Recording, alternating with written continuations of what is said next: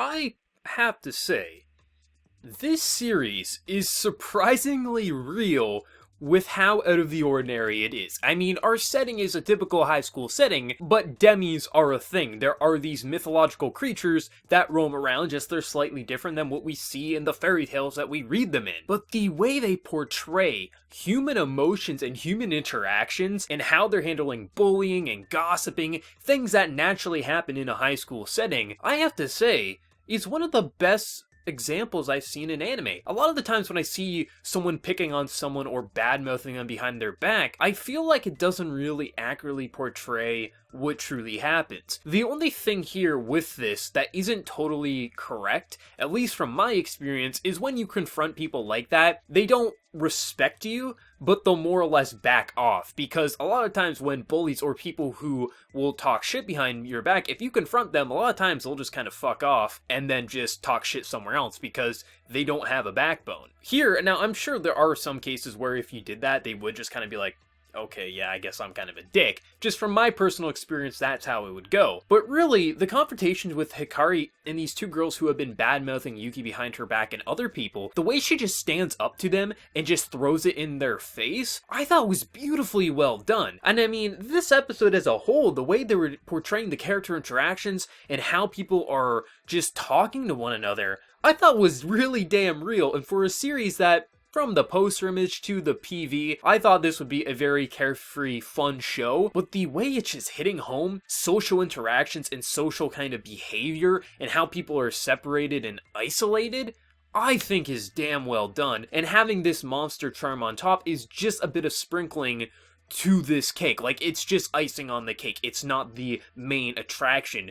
I think the main attraction to this series is how damn well the character interactions are. I mean, this episode wasn't perfect. There was a lot of issues with the animation and art department here. They took a lot of shortcuts to have a very wide shot that was unpolished, and it would stay there for 30 seconds to a minute at a time, and though it didn't need really much to the animation in those scenes, it was a little jarring watching something so poorly drawn for a lot of the times. But in the second half of the episode, it does give you good animation and character designs and things like that, but there definitely was some hiccups in the animation department that I noticed this week that was a little disappointing. But the core content that we got with this week's episode, watching Yuki stand up for herself, say, listen, I apologize if I did anything here, it's just I'm not really comfortable with myself, I feel out of place, so that's why I try to avoid people. And then they ended up apologizing to her like, you have nothing to apologize for, I mean, we're kind of the assholes here. I love the Yuki content, but even more so the Hikari stuff and how good of a person she is. I've already expressed how much I love this character and how great she is with her comedy, but this just like keeps her on the throne of being the best girl in this series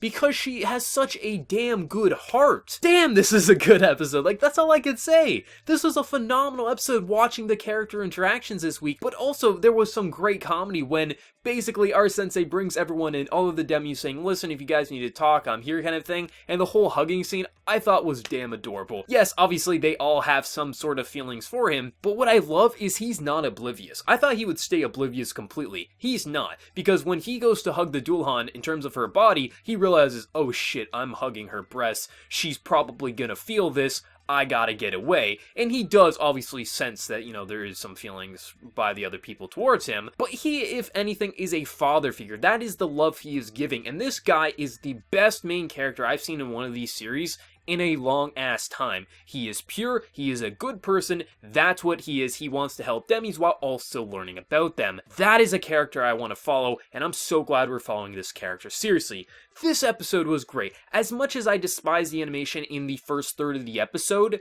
the story content and the character development we got with Yuki, sure, maybe not a lot happened with Yuki, but she stood up for herself after Hikari went in and protected her. There was some growth there. We got to learn even more about Hikari. We even got to see with some of with their sister, her thinking that the teacher is just some freak in his own way. I love seeing things like that. I mean, just episode as a whole, I thought the content was great, and I'm gonna say right now, despite animation flaws, this was my favorite episode of Monster Girl so far. I thought I would enjoy this series. I know, I thought I was gonna have a fun time. but I didn't expect something this damn good and this damn deep at times. This might not be everyone's cup of tea, but I think a lot who might be put off by the synopsis, by the character designs, thinking it's going to be Monster Musume version 2.0, would be surprised if they gave this a chance. There is some surprisingly real feelings here and real character development that really you can associate things probably in your own high school life with this series, just are taking it in a different direction with this Monster Girl twist.